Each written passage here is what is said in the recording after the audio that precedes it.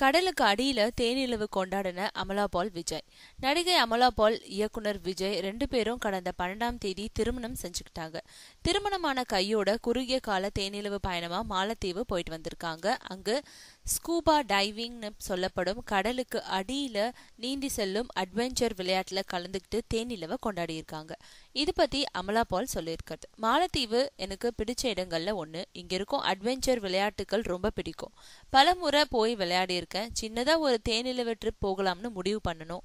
என்னோட சாய்ஸா மாலத்தீவு இருந்தது. அங்க ஸ்பா டைவிங் போனோம். அவருக்கு ஸ்கூபா டைவிங் புதுசு. நான் தான் அவருக்கு கத்து கொடுத்தேன். கடலுக்கு அடியில தனிமையில அங்க இருக்கும் ஜீவராசிகளோட பொழுத கழிக்கிறது அற்புதமான அனுபவம். இனி நேரம் கிடைக்கும் போது அடிக்கடி அங்க போவோம்னு சொல்லியிருக்காங்க. விஜய் இதை பத்தி சொல்லியிருக்கும் போது, எனக்கு ஸ்கூபா டைவிங் போக ஆசையா இருக்கும். துணைக்கு ஆள் இல்லாம தனியா போய் வர பயம்.